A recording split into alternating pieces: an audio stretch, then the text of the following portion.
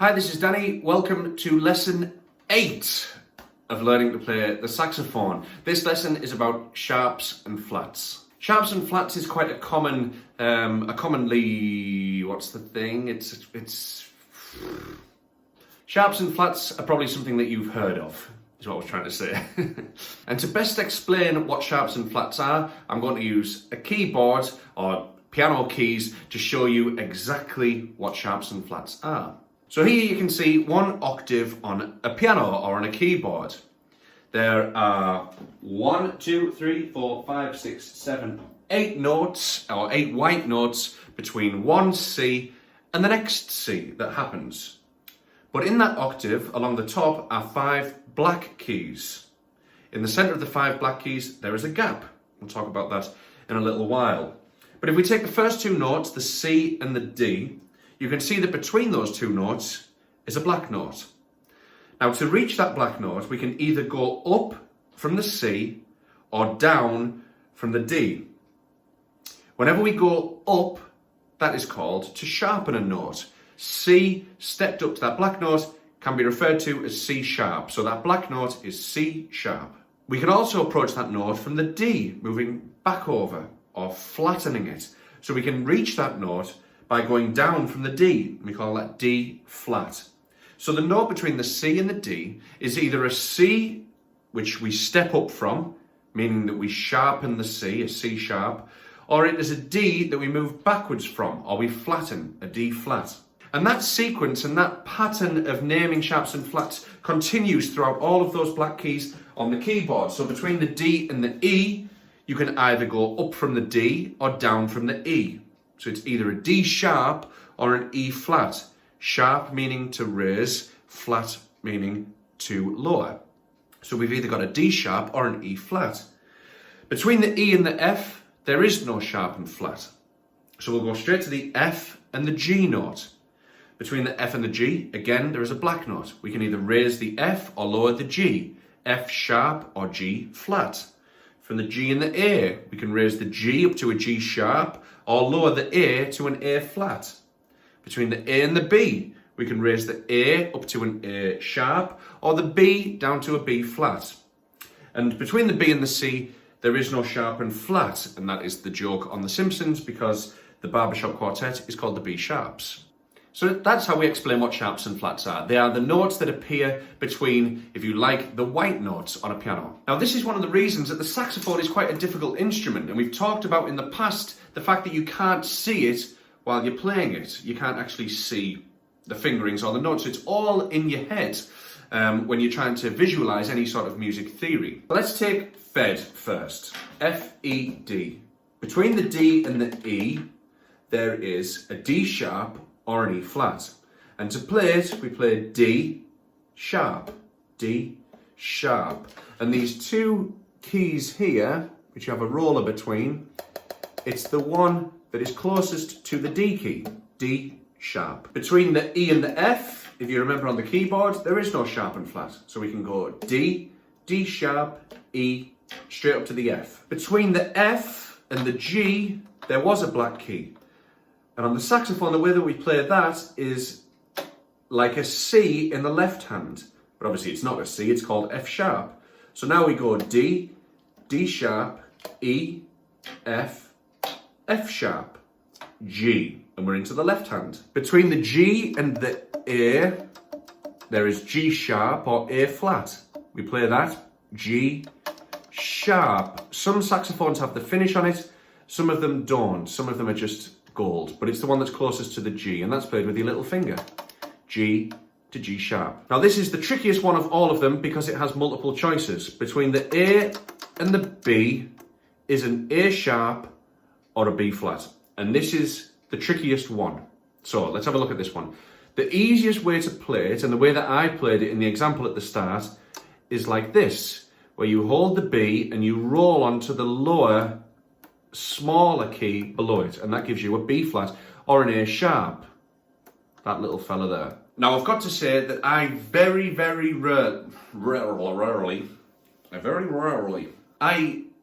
come on, brain. I very rarely use that B flat fingering. The only time that I would ever use it is in something like the example at the start, in which I know that all of the Bs that I am ever going to encounter are flat.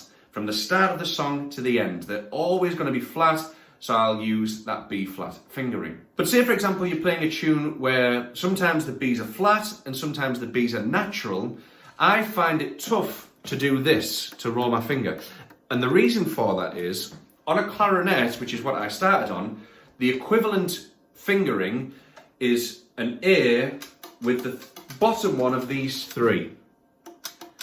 So because I played the clarinet for so many years before I played the saxophone, this is how I play B flat. An A with this finger on. If you like, an A sharp or a B flat. Okay, so that's the one that I would tend to use. And you've got a third B flat fingering, but let me give you this just in case you're already feeling a bit baffled by B flat. I never use this. Never, ever, ever. I can't think of a single time I would use this. But this is a young, come on. This is a long B flat. And it's where you play the first finger in both hands. Now it's quite common on flute. And I think that's probably why there's a bit of a crossover, because flautists would probably, if they played flute for a long time first and then came to the sax, they'd probably look to this. But the flute, again, let's not get too bogged down in all this, but the flute has a designated B flat key. Music is hard. So, for me, B flat is that. A with the bottom one of these three. If you know for a fact all the time you are always going to play a B flat, you can favour that one. And in the example, which is B with a little one underneath, and in the example at the start where I was improvising, I used that one because when I was improvising at the start, I was only using the sharps and flats.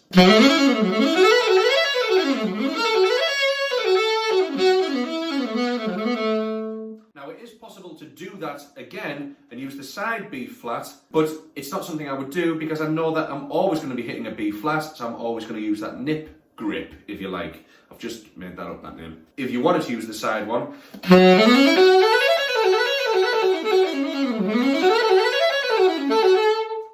little bit sloppy that, but you get the idea. You can see, possibly can you see, that my hand is rolling up to that A sharp or B flat. Now the only problem if you're playing at speed and using that key is to go from an E flat, F sharp to a B flat there, you can see how it opens my hand up a little bit. So the dexterity or the speed at which you can play is kind of difficult to maintain if you use the side one, but it's not impossible.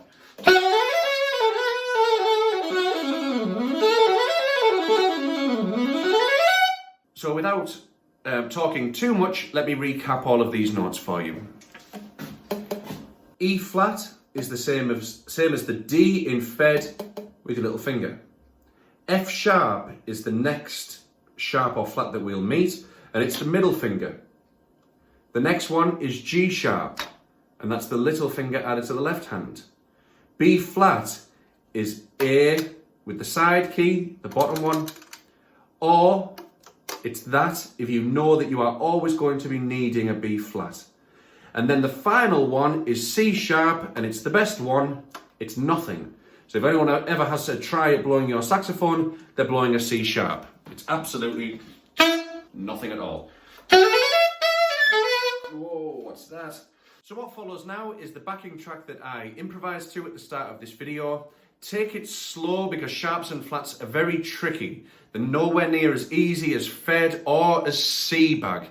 So you're going to find it tough certainly to improvise with these notes, but the backing track will provide something which will make it a little bit more enjoyable than just running through those notes. What I would suggest is that you do exactly that. If you start with the left hand, you can just run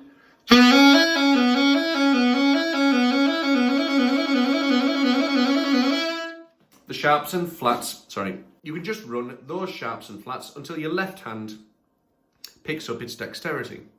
Then you can practice the right hand. So just the E flat to the F sharp.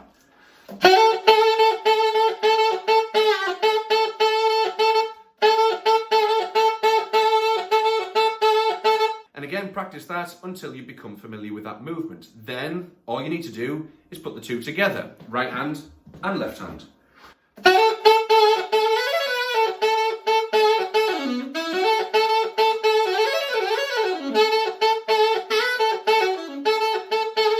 And always remember to breathe. So that's it for lesson 8. We're nearly at the end of this introduction to saxophone for beginners. Please leave any comments below with how you're getting on with the saxophone, anything that you're finding difficult, and any questions that you may have. I've been contacted by Annie, who is doing brilliantly well with the backing tracks that were in 7B. So I'll add a little bit now of Annie playing Beauty and the Beast, just to show other people who are learning the sax as well. After Annie will be the backing track. Take it steady and enjoy playing the sax. See you soon. Or subscribe. Bye.